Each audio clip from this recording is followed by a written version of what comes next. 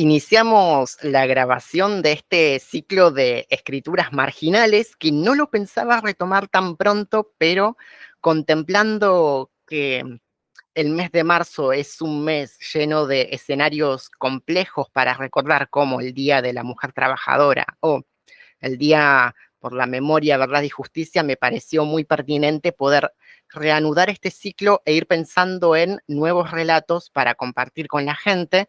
Les recuerdo a las personas que vayan a ver esto por YouTube que a partir de este año estas charlas van a ser gratuitas, pero con aportes voluntarios. Es decir, cualquier persona que desea aportar por privado mensualmente no es una cosa astronómica, pero cada aporte suma para mantener este espacio en línea y a disposición del público.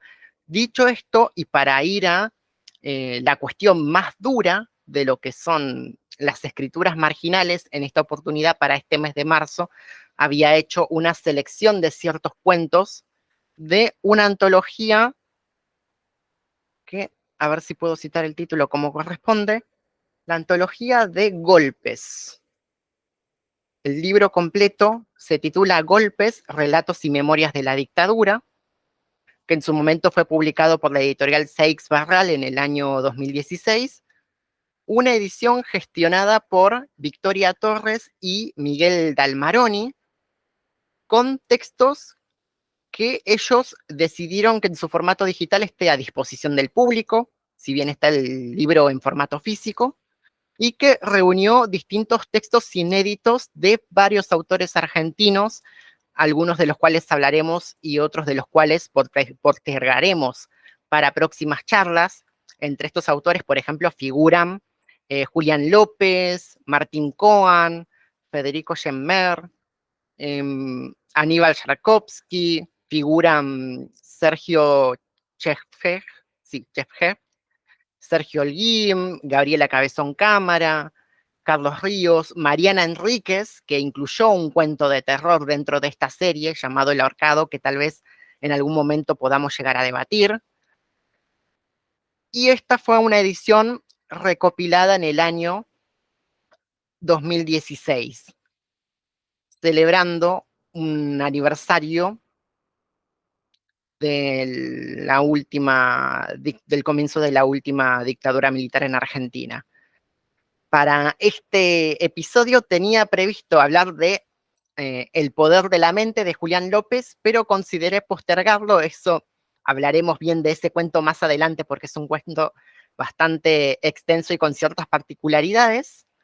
Y vamos a hablar de otro cuento que forma parte de este libro, que es 24, que lo escribió Federico Gemmer, de Varadero, nacido en 1957, un especialista en Cervantes y que además tiene varias obras publicadas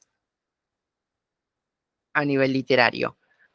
Pero quisiera comenzar con él y sobre todo empezar a pensar la escritura de la dictadura en proceso postdictadura, pero además un tema que toca su relato, que es la dictadura y la infancia. En esta oportunidad les voy a leer el relato de Gemmer.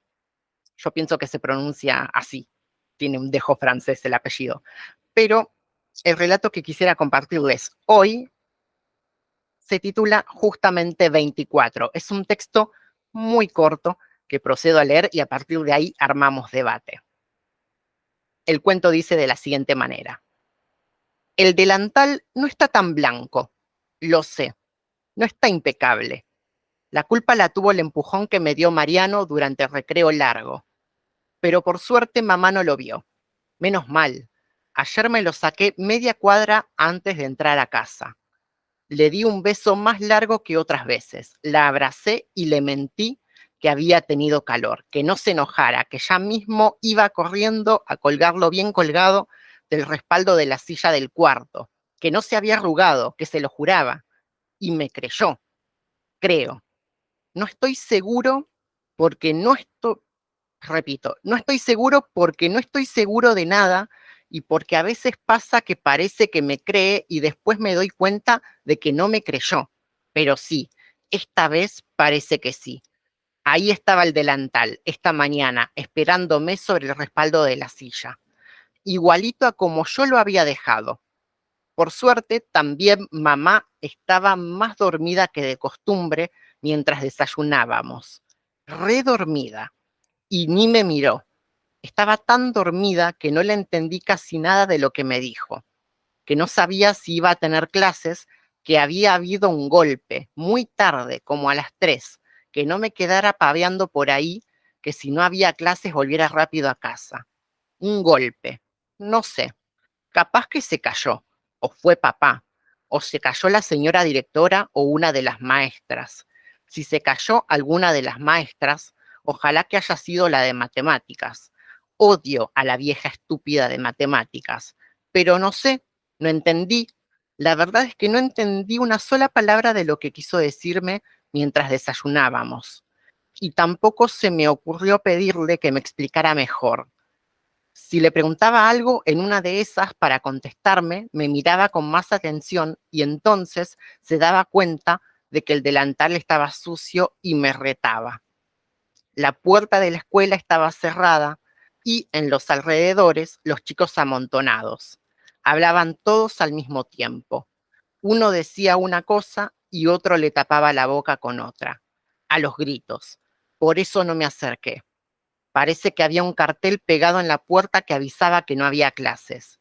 Eso lo entendí, pero muy poco más. Un golpe, repetían. Otra vez. Daba la impresión de que esa mañana alguien se había golpeado y el mundo entero estaba tan dormido que no podían explicarlo. ¿O sería yo? Empecé a dudar. Siempre termino dudando de mí mismo cuando pasa cualquier cosa, aunque no tenga nada que ver conmigo.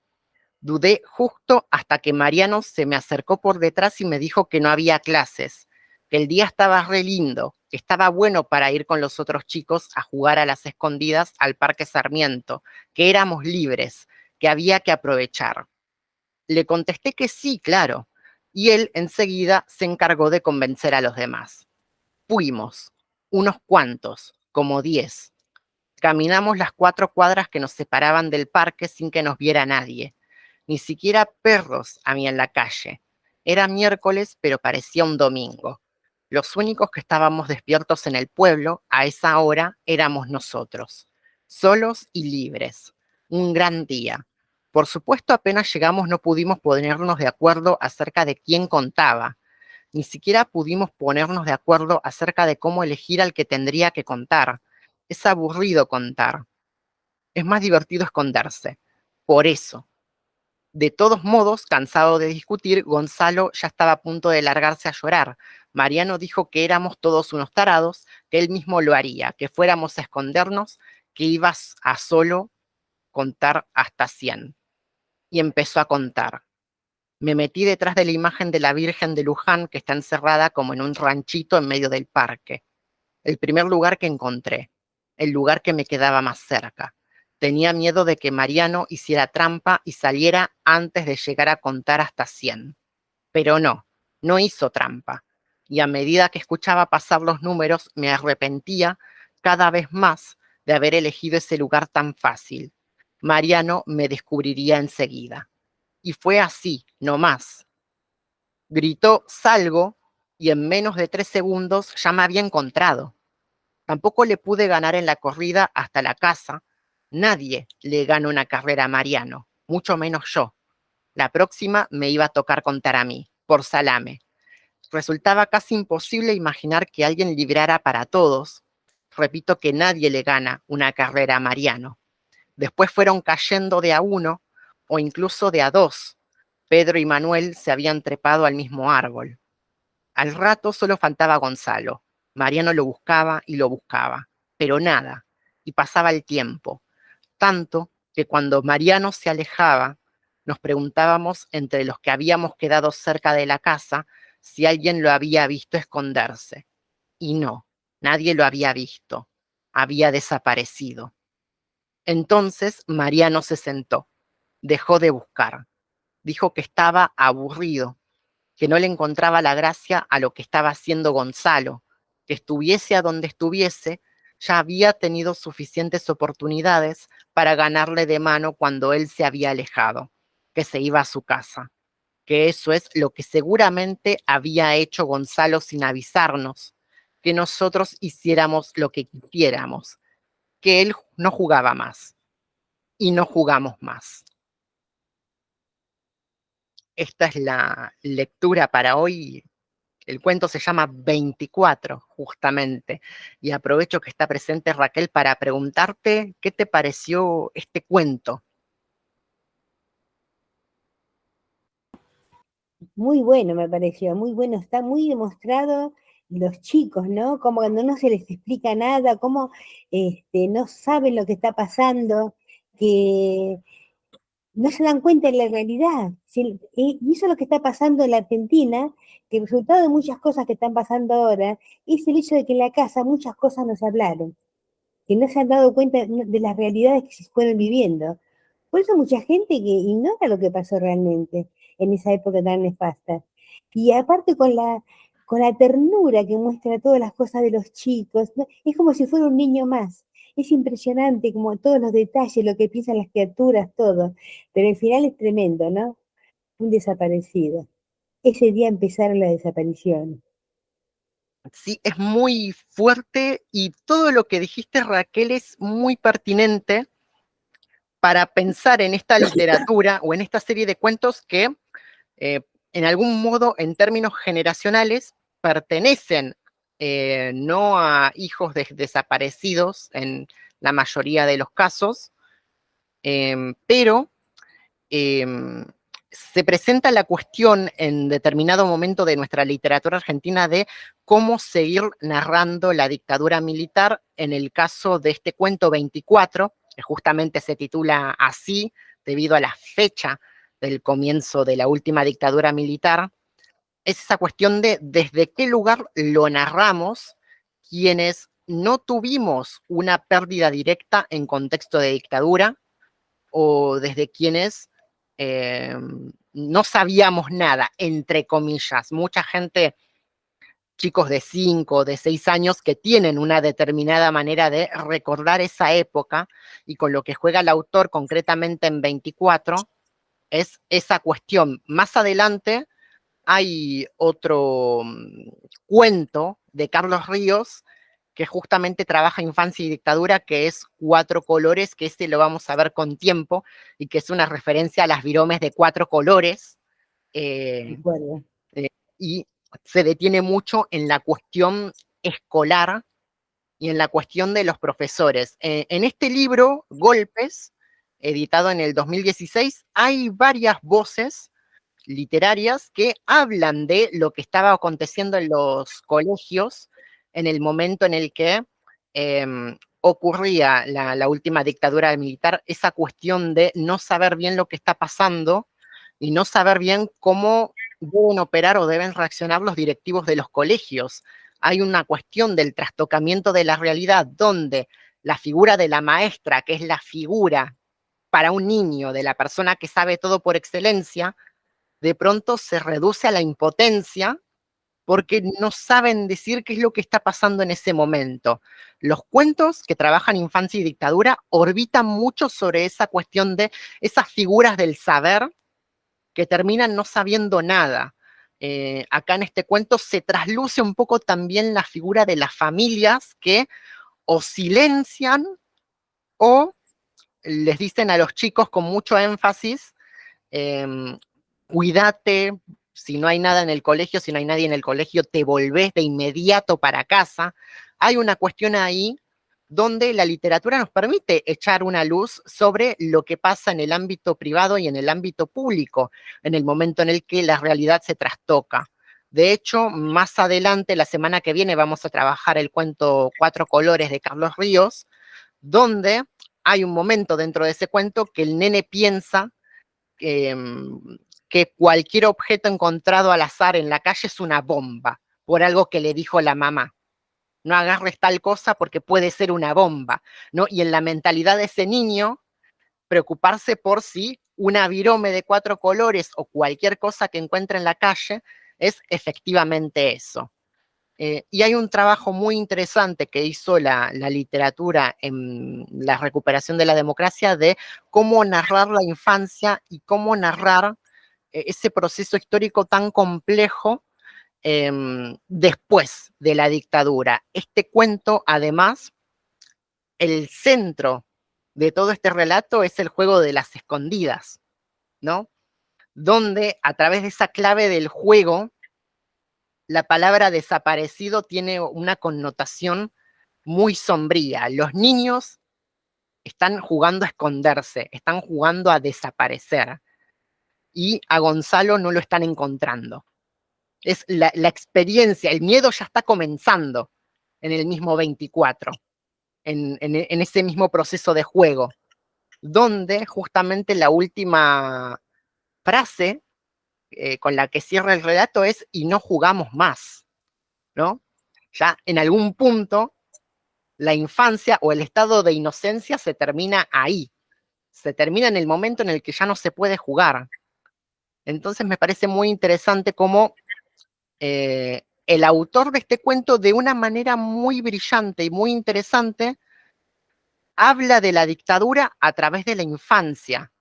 No, todavía no aparece en la figura de los militares, todavía no aparece la figura estremecedora de la violencia del Estado, pero ya algo raro hay en el momento en el que esta voz infantil está narrando lo que ocurre ese mismo 24.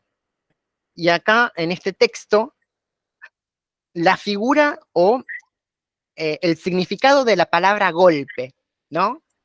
Cómo el nene no entiende todavía de qué hablan los adultos cuando hablan del golpe. Vuelvo a citar acá en el relato: un golpe, no sé, capaz que se cayó o fue papá o se cayó la señora directora o una de las maestras, ¿no? El nene piensa en el golpe como algo, como la acción física de golpear o de ser golpeado. Todavía no está dimensionando que hay algo que pasa muy por encima de la realidad del pueblo, que termina traduciéndose a la realidad del país. Es la primera impresión del significado de la palabra golpe. Y cómo el escritor trabaja con frases muy concretas que hoy en día los lectores sabemos a qué se está refiriendo. Y sin embargo, siempre hay una incomodidad dentro del lenguaje de ese niño, ¿no? Hay un momento también que me llamó la atención, que es cuando hablan de contar. Yo lo entendí no solamente como contar números en el juego de las escondidas, sino también como, bueno, ¿a quién le toca contar esto? Contar de narrar. También repaso esa parte del relato, ahí la releo, que dice: por supuesto, apenas llegamos no pudimos ponernos de acuerdo acerca de quién contaba. Ni siquiera pudimos ponernos de acuerdo acerca de cómo elegir al que tendría que contar.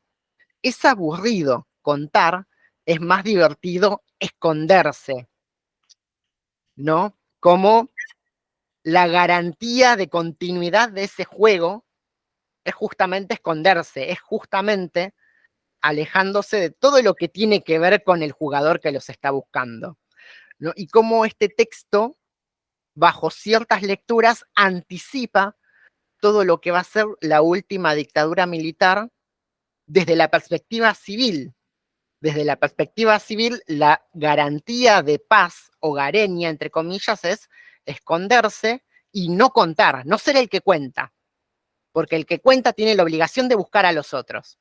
Nadie quiere ser el que cuenta en las escondidas, por lo menos en los términos en los que propone este relato 24, porque el que cuenta, el que lleva la cuenta de las cosas, está obligado a buscar a todos los desaparecidos en el juego al final, ¿no? Entonces me parece muy interesante cómo Gemmer juega con la polifonía y con el significado múltiple de las palabras que forman parte de ese discurso infantil: esconderse, desaparecer, contar, la idea del golpe, que son palabras que dentro de la boca del niño tienen un significado primario y no se termina de dimensionar lo que está sucediendo o por qué la mamá le dice: si no hay nadie en el colegio, volvete de inmediato, no te quedes allí.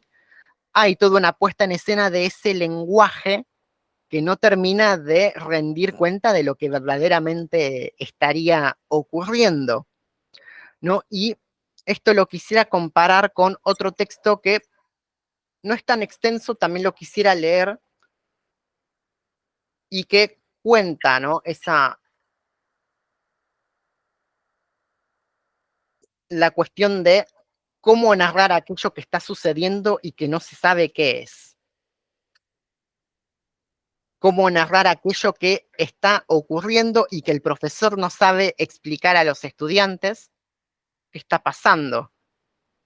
Acá hay otro texto, no lo iba a leer a este, pero me parece que puedo hacer una asociación muy interesante, que es El murmullo del escritor Carlos Gamerro. No es muy extenso, así que creo que lo voy a poder leer también. Al menos la primera parte. Acá está, comienzo a leer El murmullo de Carlos Gamerro. Él dice lo siguiente. En el St. Andrews, el colegio inglés donde estudiaba, se vivía, como en todo el país, la euforia del Mundial 78. Esto es más avanzado.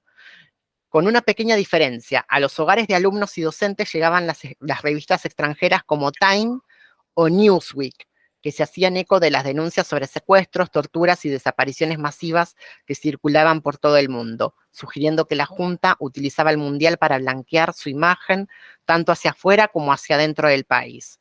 Yo cursaba por aquel entonces el cuarto año, recuerdo que estábamos en la clase de biología del turno inglés.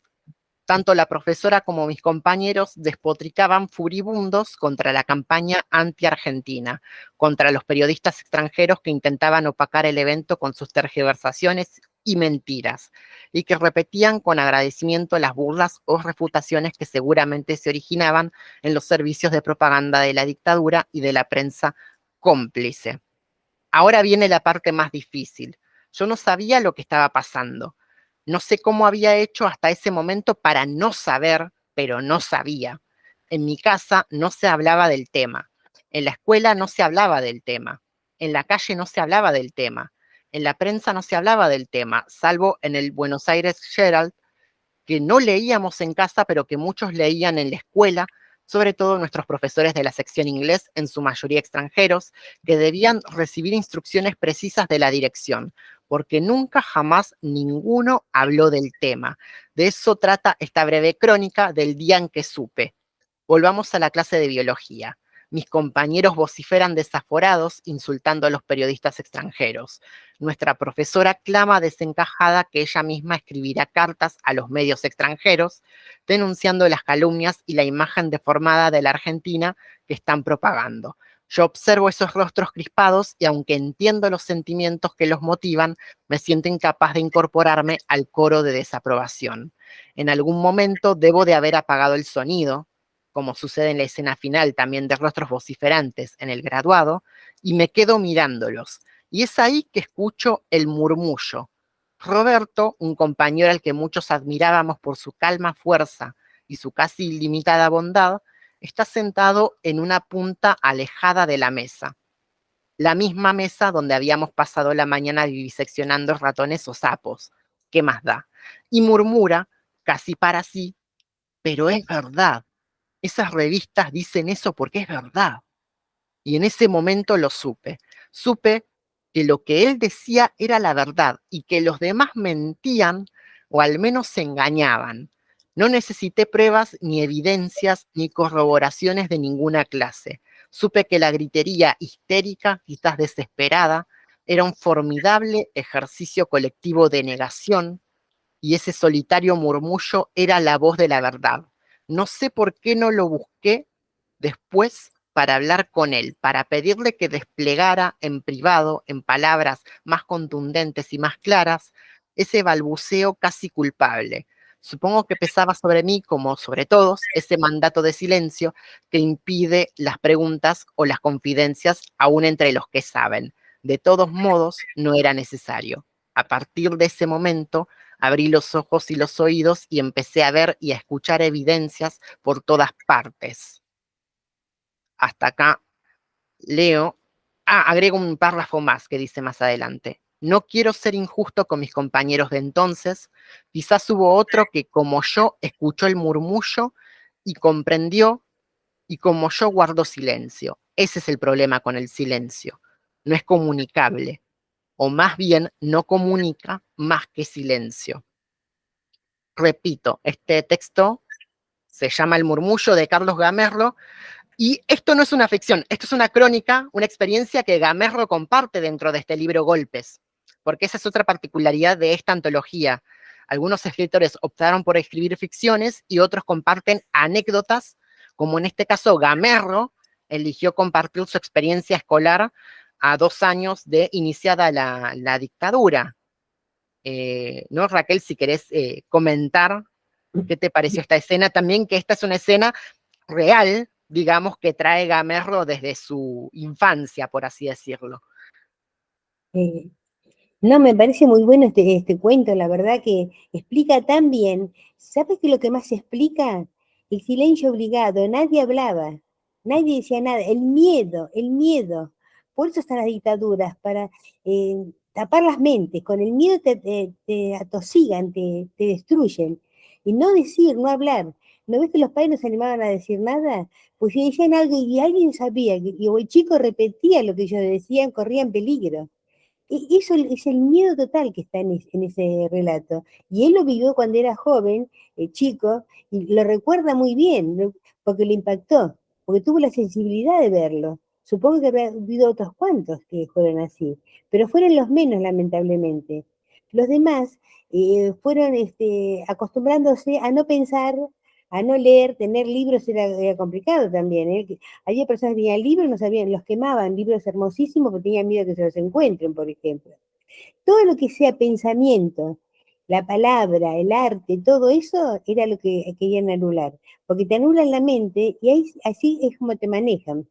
Y hicieron cualquier cosa, pero fíjate que los primeros tiempos se corrían cosas de boca en boca. Yo lo viví, pues te lo digo, y sabían de cosas que pasaban, que apareció una familia acá, allá en un barrio, otros te contaban, apareció un maestro que había sido mi hermana, José Col, muerto con la pareja y todo como lo habían muerto. Y después vieron que la de boca en boca funcionaba muy bien y empezaron con las desapariciones totales. Empezaron a tirarlos al mar, al río, donde sea, y bueno, y fue tremenda esta etapa. Fue tremenda porque a todos nos anuló, a todos, aún los que pensábamos, aún los que nos dábamos cuenta, era una cosa muy en silencio entre nosotros, no nos animamos a hablar más allá, porque todo era peligroso. Sí, totalmente. Y es esa cuestión del silencio que uno como escritor reflexiona sobre ello, cómo escribir el silencio, ¿no? Y estos dos relatos, uno de ellos es verídico, por así decirlo, y el otro es completamente ficcional, pero trabajan con esa cuestión del silencio al principio de la cosa, si uno lo puede decir en esos términos. Hoy en día, con la proximidad del 24 de marzo, hay una cuestión ahí, lo asocio mucho con mi generación, esa cosa de haber pecado de ingenuos al dar por sentado como es una dictadura, ¿no? Porque uno en su manera de aprender la historia piensa que los procesos por los cuales se establecen gobiernos de facto son automáticos. Hay un grupo de militares malvados y un día decidieron derrocar el poder vigente. Pero el panorama era muchísimo más complicado, veníamos de ciclos de violencia y de hecho no se puede pensar ni la dictadura argentina ni ninguna dictadura latinoamericana sin su correlación con el Plan Cóndor, sin la correlación con las operaciones políticas internacionales del norte global, no solamente Estados Unidos, sino también Inglaterra o Europa. Eh, También hay que recordar, y esto lo vamos a ver bien la semana que viene, la cuestión del discurso anticomunista, entre comillas, y la figura de la CIA y la figura de los patriotas anticomunistas, ¿no? Donde pareciera ser que para preservar al continente latinoamericano de la amenaza roja, se procede a avalar horrores que no deberían perpetuarse. Y es toda una serie de cuestiones, no solamente discursivas, sino políticas, económicas y sociales, que hacen al trasfondo de la dictadura. Y en medio de todo eso, la cuestión de la figura del escritor o del que cuenta, ¿no? Estos relatos eh, que extraigo de este libro Golpes, que es una antología que se publicó en 2016, plantean esa cuestión de, bueno, cómo seguimos hablando de la dictadura, ya no desde la perspectiva del derrocamiento del poder, sino desde lo que le estaba pasando a los civiles, porque se sabían cosas. Este es el común denominador que me permite unir estos dos textos, ¿no? Primero el ámbito escolar y la idea estremecedora de que hasta los niños veían que el ambiente se había enrarecido y que los adultos evitaban decir algo que los niños sabían o intuían. ¿No? Acá en el caso de la anécdota de Gaberro, él trae a la figura de este compañero Roberto, que empieza a decir, es verdad lo que dicen las revistas, es verdad, y aparte, el hecho de que en esta anécdota de los murmullos, los medios que denuncian el horror en el territorio argentino son medios extranjeros, ¿no? En contexto mundial del 78. Hay un momento avanzada la anécdota, que a ver si lo puedo recuperar, pero donde Gamerro cuenta el destino de Roberto. A ver, acá lo voy a leer también, que me parece muy interesante. Gamerro dice respecto a él, a poco de terminar el colegio, Roberto se fue del país. No le fue muy bien. En Holanda tuvo problemas con las drogas y cuando lo mandaban de vuelta al país en 1982, creyó que lo enviaban a la guerra de Malvinas y trató de escapar del avión. Ya en su tierra fue internado en un neuropsiquiátrico y ahogado en psicofármacos. Lo que más me impresionó cuando lo volví a ver era que había perdido por completo el don de la ironía. Todo parecía darle lo mismo, recibía cada noticia con la misma sonrisa de indiscriminado beneplácito. Nos vimos solamente una vez más. Había salido de su internación, fue capaz de salirse más bien tras negarse a tomar la medicación y había recobrado no solo el sentido de la ironía, sino también el del humor. También, claro está, el del dolor. Tiempo después, Mariano, un amigo cercano de ambos, compañero también de la escuela, me llamaría para decirme que lo había agarrado el tren en un paso a nivel sin barreras en una oscura noche de invierno. Quizás no haya sido suicidio, nos decíamos en el entierro, del que poco más recuerdo salvo que era un día de sol. ¿No? También en algún punto esta serie de textos que son ambientados en esa época también tienen que rendir cuenta de lo que pasa después de la dictadura y de cómo de todas maneras el silenciamiento llega de algún modo u otro, ¿no? Si no es con la detención y la desaparición, es con el exilio. Y de hecho, en la última semana de marzo también vamos a hablar de la cuestión de los exiliados con una entrevista y con una experiencia de la escritora Fernanda García Lao, ¿no? Pero hay una cuestión ahí de las múltiples formas de silenciamiento, no solamente dentro del territorio nacional, sino también en el exterior, no solamente desde el aparato represivo del Estado, sino también desde la cuestión de la insanía o de la salud mental, la cuestión de la guerra de Malvinas también va a ser otro eje fundamental que una estos distintos cuentos de golpes de esta antología, pero es esa cuestión del silenciamiento constante, de que hay algo que no se estaría pudiendo nombrar, no solamente por una cuestión de cobardía o de miedo. Vuelvo a este relato 24 de Federico Schemmer. El chico llega al colegio y no sabe lo que está pasando. Algo pasó en la realidad que de pronto el colegio está cerrado, tenés hora libre, jugás a las escondidas con tus amigos. Y ese juego termina siendo algo no grato, algo que no terminás de disfrutar porque algo está pasando en el fondo. Y lo mismo con esta anécdota de Gamerro. Están en una clase de biología, deberían estar hablando de cosas de chicos y sin embargo, Gamerro, desde esa voz infantil que intenta recuperar desde la experiencia, eh, pone de relieve que hay algo que no está terminando de encajar en el trasfondo de esa realidad.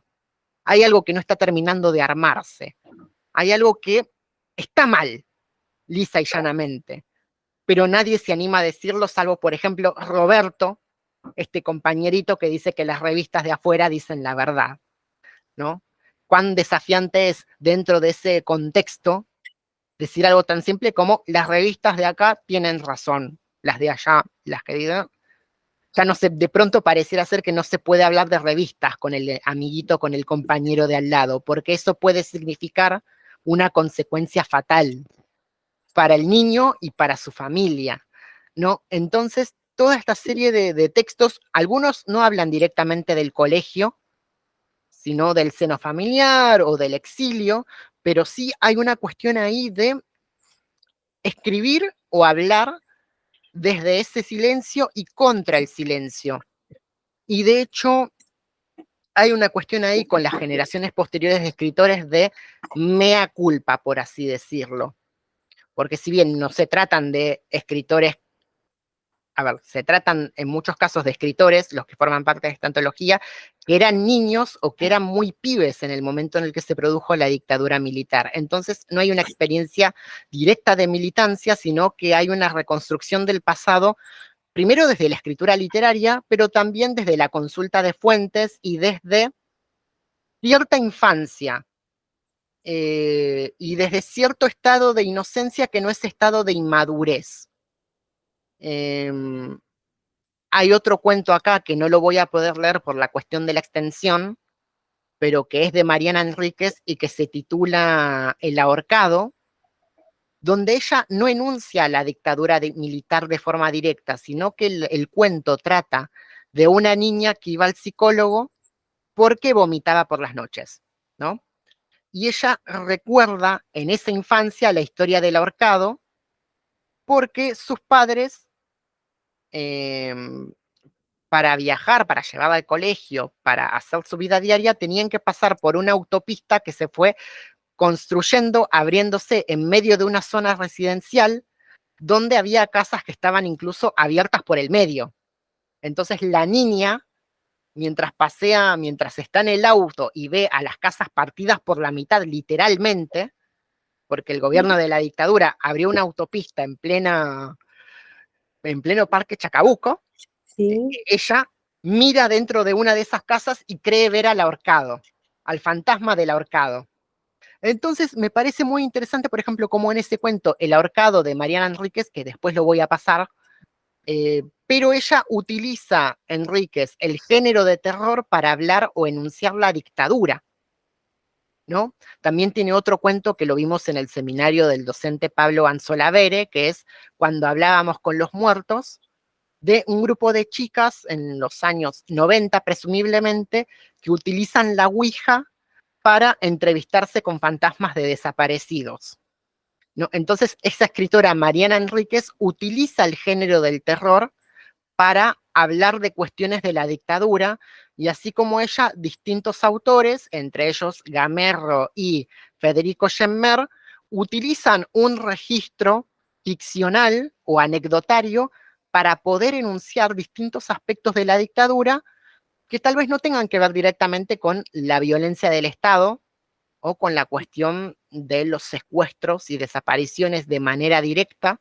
sino narrar, por ejemplo, la atmósfera de época vista desde la perspectiva de un niño en estos casos, o desde la perspectiva de un docente, de la maestra de biología, del maestro de inglés, porque algo que nos está aconteciendo a mí, por ejemplo, como generación, y que se terminó rediscutiendo en el marco del ascenso de Javier Milei al poder, es esa cuestión de preguntarnos, pero si los civiles sabían, cómo nadie dijo nada, ¿no?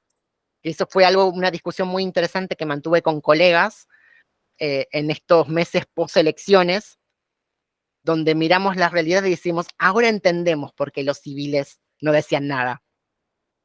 Algunos porque no la vieron venir, y perdón porque haga el chiste del no la ven venir, pero es esa cuestión de cómo puede haber tanto silencio, ¿no?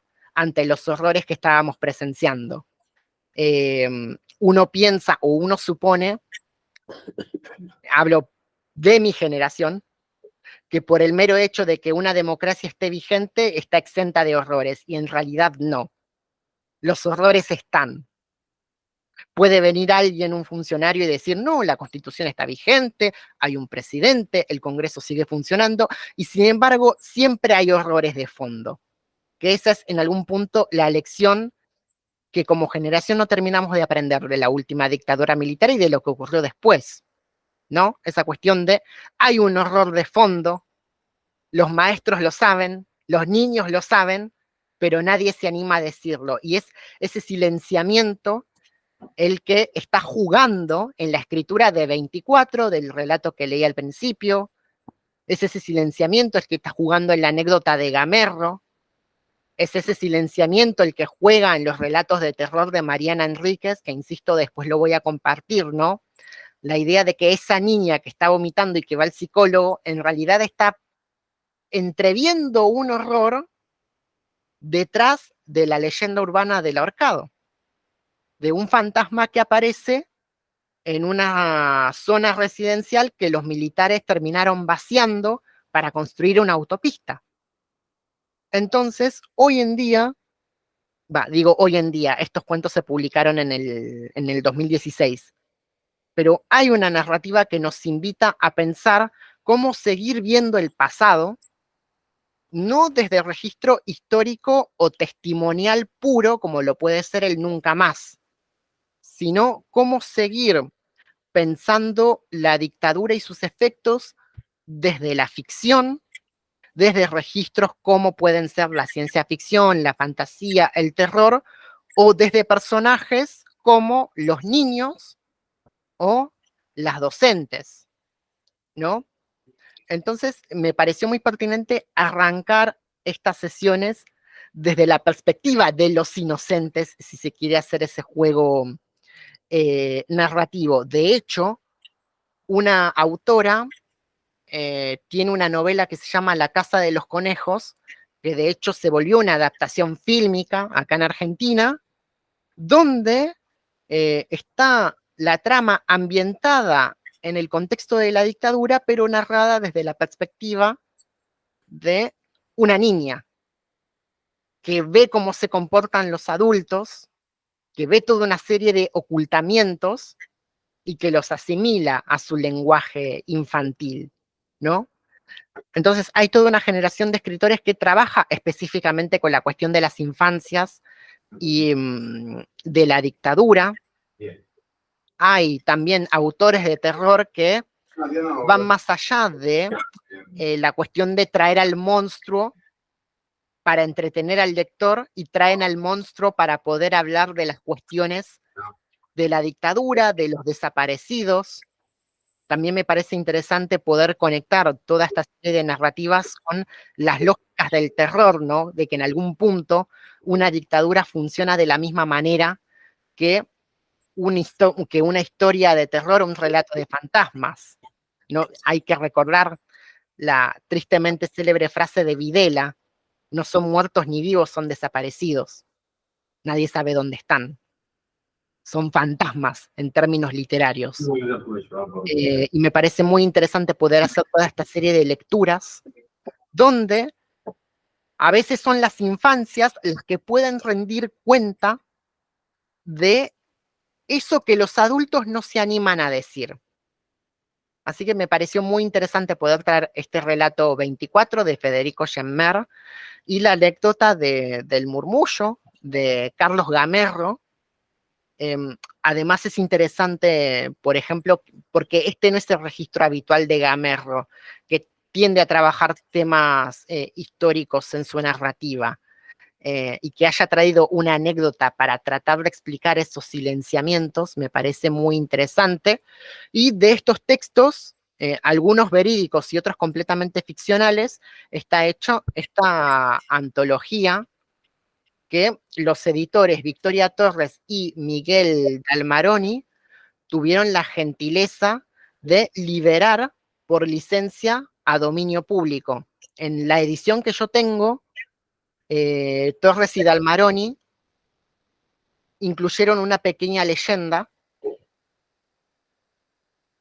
para la libertad de uso de esta obra. o de esta serie de textos. Ellos escribieron: Grupo Planeta, Editorial Seix Barral, nos ha autorizado a poner en circulación el PDF del libro que editamos en 2016, Golpes, Relatos y Memorias de la Dictadura, y en que colaboran 24 amigas y amigos escritores. Lo difundimos, por supuesto, por fuera de todo uso comercial y para aportar a las actividades de docentes, estudiantes, bibliotecarios, escuelas, bibliotecas populares, centros culturales y, por supuesto, para acercar el libro a los lectores en general. En tal sentido, les pedimos que los reenvíen con el mismo mensaje y propósito que lo estamos haciendo acá, y con la leyenda, con autorización de los editores, copia digital sin fines de lucro.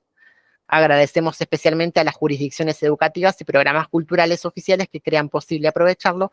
Mil gracias desde ya. Memoria, verdad y justicia son 30.000. No, quería citar esta leyenda que está incluida en esta edición también como una forma de pensar qué es lo que tiene que hacer o qué podríamos hacer nosotros como sujetos culturales hoy en día para seguir promoviendo estos debates. No solamente escribir, sino también entrar en contacto con la comunidad, facilitar material, facilitar información, volver a debatir estas cuestiones que parece que uno nunca las termina de aprender, lamentablemente. A mí me parece muy estremecedor ver qué va a pasar el 24 de marzo. A mí como argentino ya me erizaba la piel un candidato presidencial que negaba los 30.000.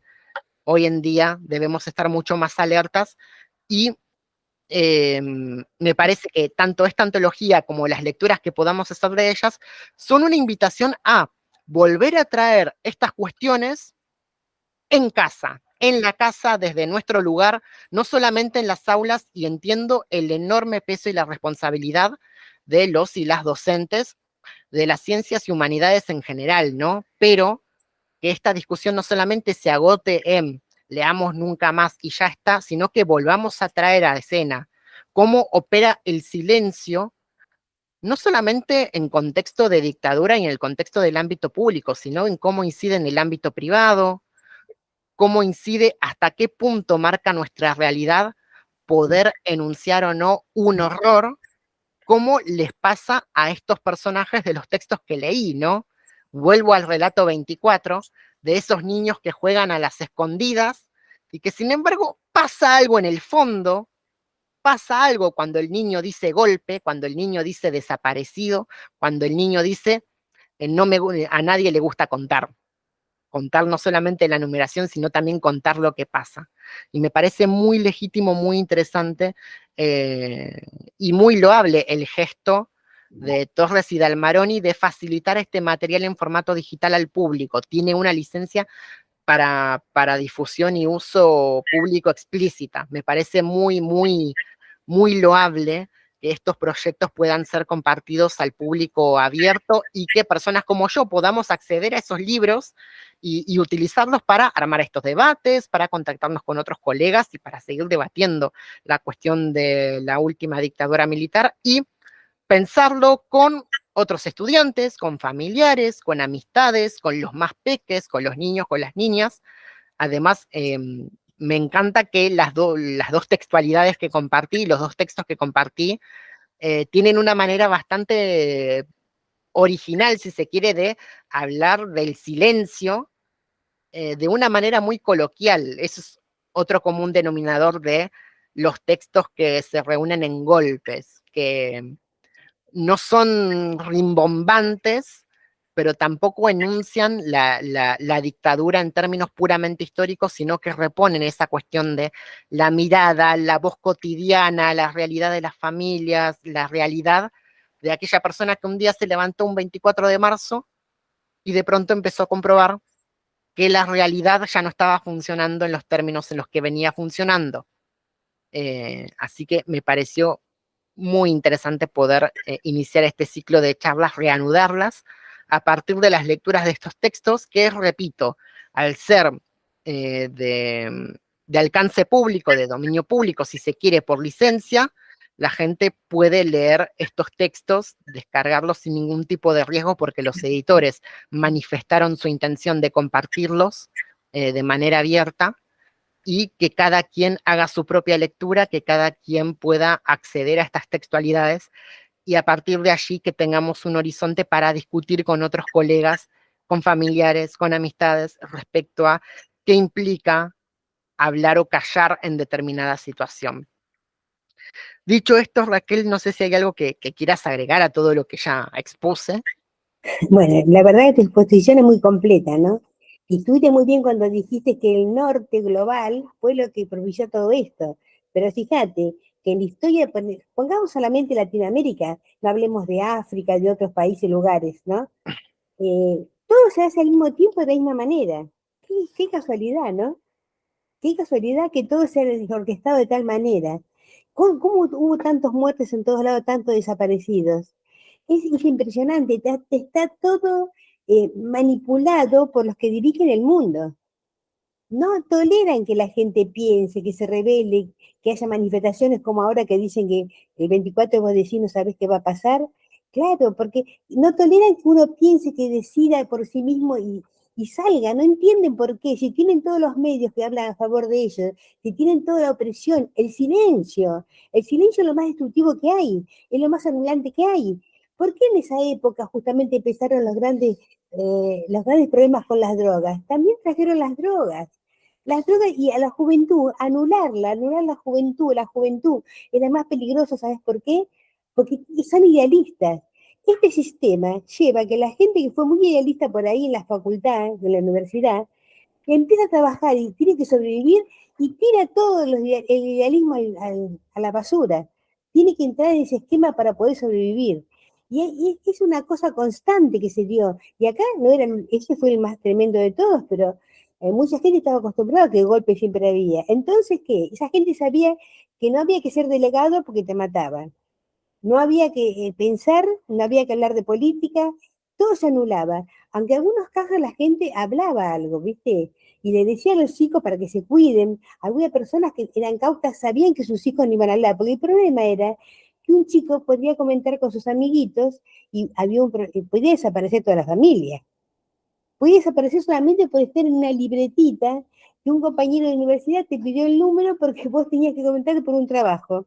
Y agarraban esa libreta y desaparecían todos. Era una cosa catastrófica. Entonces, ¿cómo no va a haber silencio? El terror lleva al silencio y el silencio es terrorífico. Una cosa va con la otra. Y eso es lo que pasó.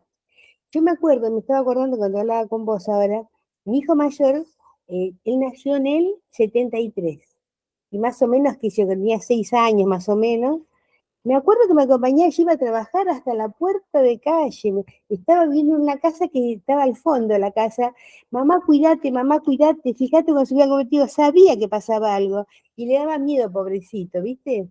Y bueno, pero por eso él, que se crió en esa época y se dio cuenta de todo, salió medio miedoso, como, ¿viste? Como medio, lo marcó a una criatura. Por eso me gusta tanto que estos cuentos hablen de chicos, y lo muestra con esa naturaleza del chico. Fíjate cuando el primer cuento que leíste, cuando los chicos salen para ir a jugar a la escondida, todo el silencio, no hay nadie en la calle. ¿Qué pasa? ¿Qué pasa? Y el chico absorbe todo, aunque sea inconscientemente, absorbe todo eso y eso lo va destruyendo también. Es una forma también de chuparte la mente es la cosa más tremenda que hay y eso es lo que trataron de hacer siempre. Todos los sistemas opresivos hicieron lo mismo. Ah, con respecto a la democracia. ¿Qué es la democracia? También nos regimos, lo mejor que hay en el mundo, nos regimos por eso. Pero vos sabés cómo empezó la democracia en Grecia, solamente por los grandes señores la democracia. Los demás eran esclavos todos. No había más democracia que esas democracias. Entonces, ¿están aplicando esa democracia realmente en el mundo? ¿Te das cuenta de lo que te digo? Hay tantas cosas para discutir, Julián, son tantas. Y hay unas cosas son tan aberrantes, tan inconcebibles, tan de querer dominar, destruir. Para dominar hay que destruir. Y esto es lo que está mostrando esta persona que tenemos, que no la puedo nombrar con ningún epíteto, la voy a nombrar, la que tenemos en el poder. ¿Y por qué llegamos a tener eso? Justamente porque todo ese oscurecimiento del cerebro, el no poder hablar todo, te lleva a la nulidad política. Vos no sabes nada. Te dicen que son todos malos. Y chao, que venga un loco y haga lo que quiera. ¿Te das cuenta de lo que te digo? Cómo es todo todo es resultado de algo, todo es consecuencia de algo, y siguen con eso. Y hemos vivido épocas que estuvo mucho mejor y no se dan cuenta, porque es como si yo, por ejemplo, estoy hablando con una persona y yo la considero de tal manera. Y esta persona me dice que no, y yo no vi nada de lo que me dijo esa persona. Ay, pero yo le creo, siempre creo lo malo que hablan de otro. ¿Te das cuenta cómo llegó a ese punto el ser humano que no puede, el ser humano dominado a nivel mundial por todo esto que te estuve diciendo, cómo el ser humano llegó a no discernir, a repetir, a repetir? Es que no le dan los tiempos tampoco, que con el trabajo que tiene todo, ¿escuchó? ¿Qué es? ¿Cuántas radios hay? ¿Cuántas canales de televisión hay? ¿400 que pertenecen a un monopolio? Y vas a escuchar todos los días los mismos.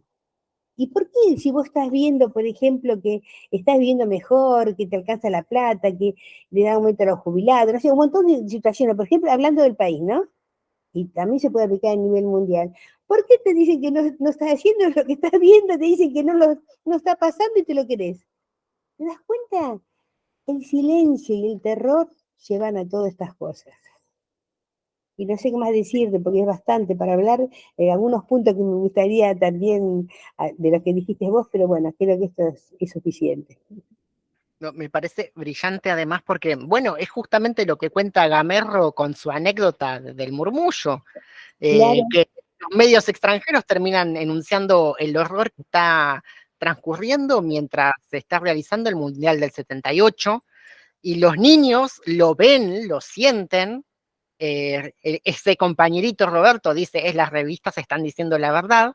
Entonces hay un amordazamiento, un proceso de amordazamiento a través de ese silencio que termina volviendo incluso en regímenes democráticos, y que en el fondo de la cosa son lo mismo, son los mismos trucos, son las mismas mañas del zorro imperialista, si lo podemos llamar así, sí, y me parece muy interesante que podamos hacer esas cuestiones. Obviamente no se trata de comparar la presidencia presente con lo que fue la dictadura.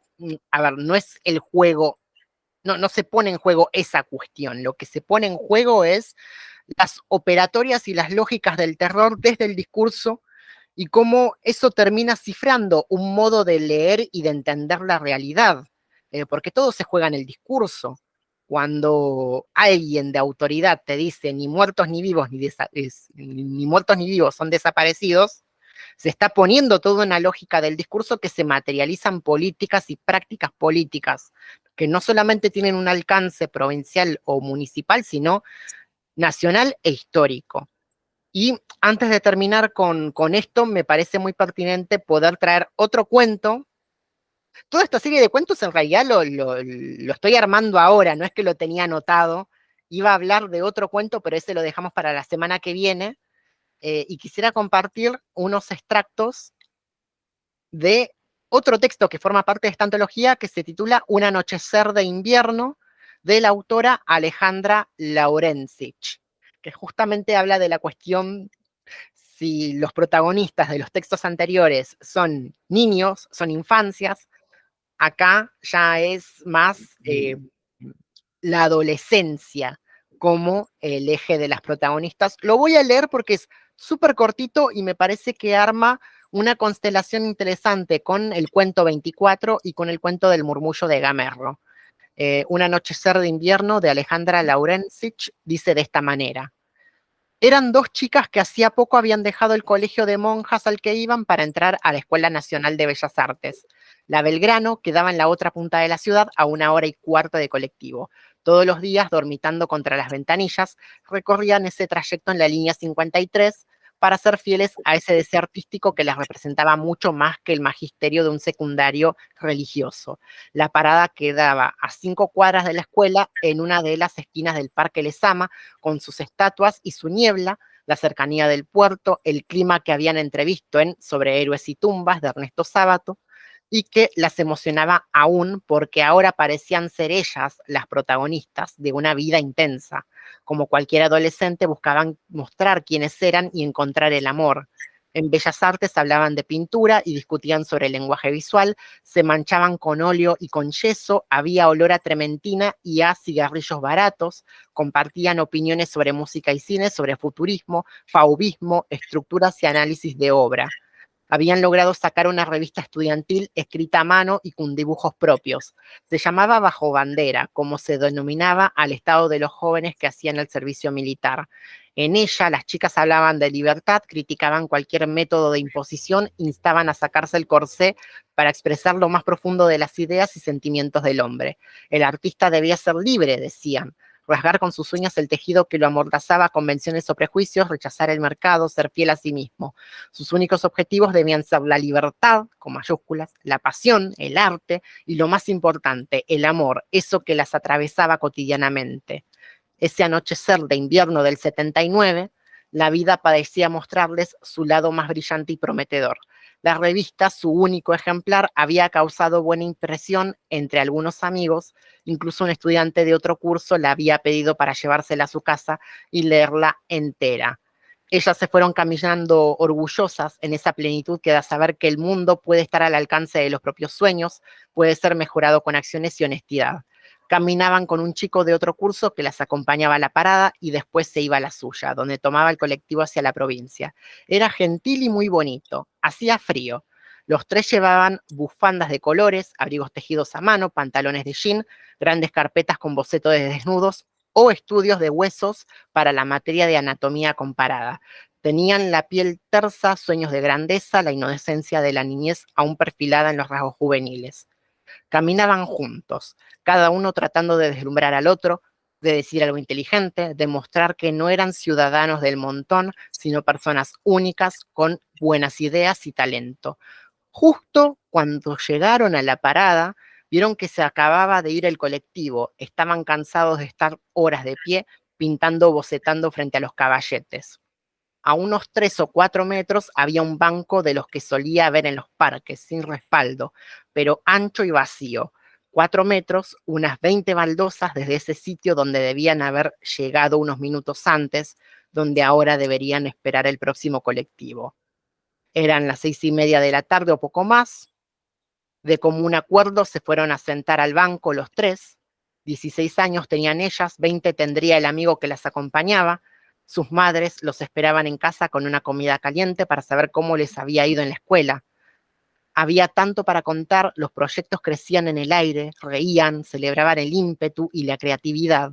Pero a los 5 minutos de haberse sentado en el banco vieron acercarse a un patrullero. El coche de luz intermitente se detuvo frente a ellos y sin bajar, los policías que estaban dentro les hicieron señas para que se acercaran al cordón de la vereda.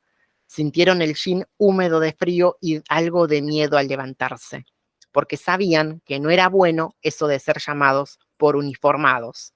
Caminaron hasta ellos y entonces uno de los policías se bajó y obligó al amigo de las chicas a ponerse contra el auto con las piernas abiertas, mientras preguntaban qué hacían allí y les pedían documentos.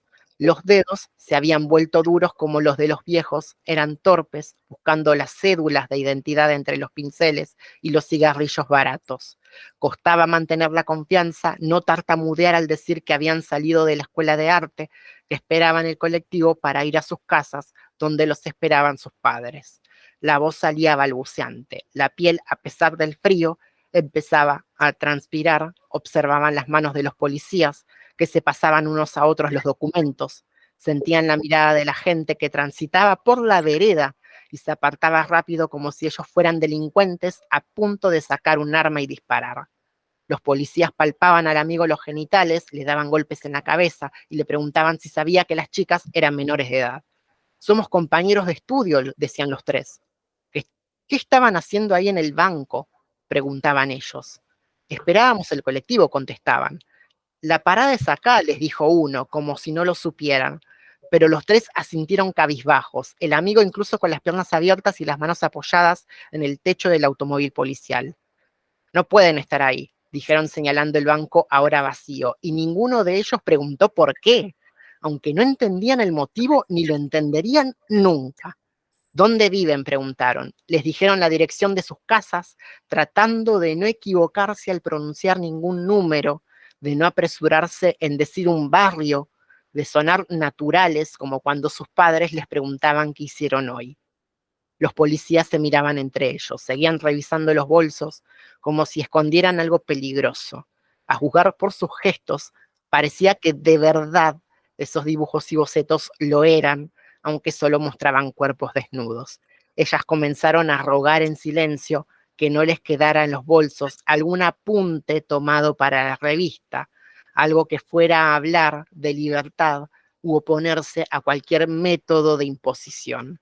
Los ojos de los policías inspiraban miedo y no seguridad. Las chicas y el amigo empezaron a dudar sobre ellos mismos, a dudar de los pinceles y los cigarrillos, a pensar que era una suerte haber entregado el único ejemplar de la revista a otro estudiante. Hacía frío, se venía la noche, los colectivos pasaban por la calle, la vereda iba quedando vacía y seguían allí. En un momento, por la radio del coche policial se escuchó una voz que pasó coordenadas con urgencia. En pocos minutos los oficiales les devolvieron los documentos, mientras uno encendía la sirena. Al amigo le dijeron que se fuera a su parada, que si lo volvían a ver por la zona la iba a pasar mal. Ellas no pudieron despedirlo, ni le sonrieron, ni agradecieron por su gentileza al acompañarlas. No hablaron de arte o proyectos en común, porque les habían ordenado que esperaran el colectivo ahí de pie. Los policías y sus armas se subieron al auto y se fueron. Casi 40 años después, el silencio sigue estando cuando se preguntan qué hubiera pasado si ese llamado de radio no hubiera llevado a los policías hacia otra parte, que si alguno de los tres hubiera olvidado su documento, equivocado un número, tartamudeado de más, que si en los bolsos, en vez de dibujos y apuntes, hubiera estado la revista escrita con tanto entusiasmo y dedicación. Bajo bandera, no tuvo segundo número y ellas no quisieron aceptar la publicación que el otro compañero trajo para mostrarles al día siguiente. Que ambas revistas se las quedara a él les pareció mejor. Ahí termina. Tremendo, tremendo y tan real, tan real, pasaba en ese momento, tan tremendo. No, era lo que pasaba realmente eso, era lo que pasaba. No, no podías pensar, no podías opinar, no podías nada. Y menos sentarte en un banco, tres personas juntas y jóvenes, y encima estudiantes de arte, no. La verdad que es fantástico ese cuento, es maravilloso. Retrata una realidad, pero con una certeza tremenda, que es lo que pasaba realmente en esa época. Yo he visto en esa época, me acuerdo que Morón, la estación de Morón estaba con mis chicos, por ejemplo, y a veces los muchachos se levantaban minas ahí, viste, de vez en cuando, así iban. Los chicos que venían de provincia, que no, que no tenían dónde ir todo, los fines de semana salían, ¿viste? Y estaban parados por ahí.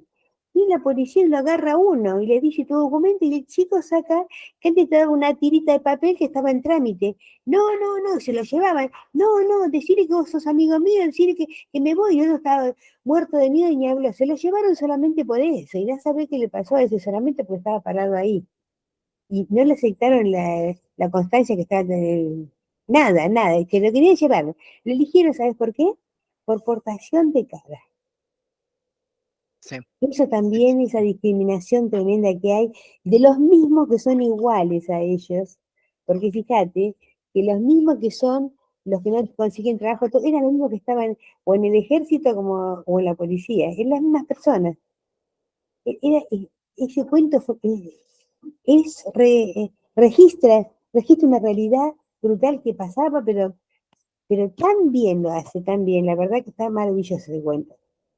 sí, y a ver, hago esa constelación entre este cuento de la autora Alejandra Laurencich. Sí. Ahora que lo leo en voz alta, una cosa es leer un texto en silencio y otra cosa es compartirlo y se te Ujú. eriza la piel cuando lo pones en palabras. Y cuando Pero lo fíjate escuchás que también. sí, sí, sí, cuando yo lo iba recitando, es una cosa Sí, sí, que sí, sí. llegas a entender el horror de, incluso de tartamudear ante el oficial, ¿no? Que Sí, sí, trabaja sí, sí, sí. este cuento Anochecer de invierno, pero aparte, la particularidad de estos tres que insisto, fue una selección azarosa que acabo de hacer, ¿no? A partir de esta antología. Pero son escenas de vida cotidiana. No es que son Exactamente. arcos argumentales enteros o una novela entera, sino que son escenas muy concretas de esperar el colectivo, de jugar a las escondidas con tus amigos en el barrio, de escuchar al compañerito en la clase de biología. Son escenas, pequeños retratos cotidianos, si se quiere, y cómo la dictadura o cómo el silenciamiento termina apoderándose de esos momentos tan íntimos o banales, si se quiere, donde esperar el colectivo o jugar a las escondidas termina siendo una pesadilla, termina siendo el terror ingresando a la realidad. Me mata del relato que acabo de leer de Laurencich, el hecho de pensar en las madres con la comida caliente en la casa, Ay, ¿no? sí, sí, sí, sí, Y que sí. en realidad se acaba de ir el colectivo que tenían que tomar, les pasan un montón de cosas por la cabeza a estos personajes, y aparte puntualizo, hicimos como toda una progresión, el cuento 24 obviamente comenzaría en el 76, Sí, el de Gamerro lo cita en el 78 en el Mundial de Fútbol, y este cuento Laurencich menciona que las chicas están 79. en el 79, ¿no? Como hay una progresión de ese silencio que se termina apoderando de la realidad, y esta es una constelación que acabo de armar al azar ahora. Estos cuentos, así como los leí, no están en este orden, están dispersos en la antología en distintas partes del libro, pero tienen esa particularidad, ¿no? De que son escenas de la vida cotidiana de estos personajes que no terminan de entender lo que está pasando, por qué las detienen.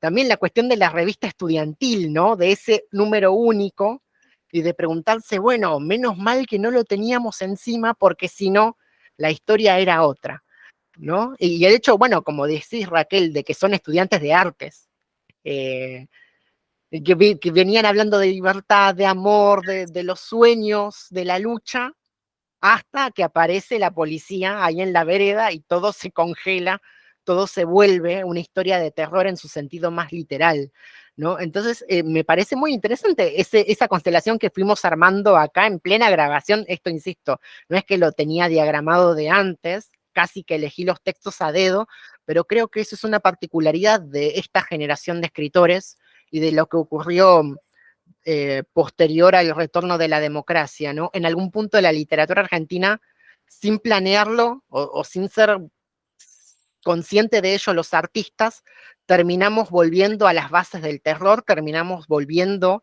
a narrar aquel silencio que nos quedó pendiente de seguir desarrollando, ¿no?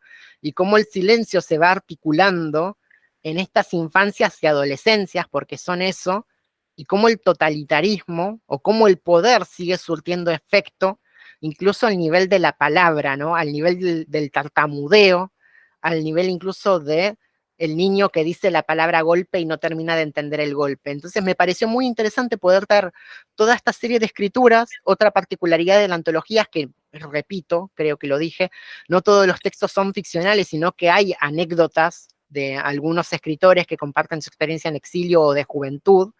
Dentro de 2 semanas vamos a ver la cuestión del exilio con García Lao, que ella cuenta su experiencia de exilio en España y su vivencia con sus familias, ¿no? Pero hay muchísimo que desglosar en estas jornadas de charla, en el que espero la gente, si no puede sumarse ahora, espero pueda ver la grabación, pero sí invitarnos a pensar, ¿no? En cómo el silencio no solamente es una cuestión de orden público, sino que termina incidiendo en la vida civil, termina incidiendo en las infancias, termina incidiendo en la adolescencia, hasta formar un trauma histórico, un trauma que estos escritores enuncian desde la literatura, desde el testimonio, desde la palabra, y cómo es muy importante que nosotros también podamos seguir discutiendo, ¿no? Cómo un niño narra el horror que no termina de entender, cómo un par de jovencitas atraviesan el horror de esa presencia policial, cómo ni siquiera se pueden despedir del compañero, ¿no? Que ese es otro detalle del cuento que nos deja relevar, es esa cosa de ni siquiera podés saludar al otro porque eso terminaría implicándote en una situación mayor, ¿no? Como el propio cuento dice, había gente en la vereda que nos miraba como si fuésemos delincuentes, automáticamente por el mero hecho de esperar el colectivo con alguien en ese banco, ¿no?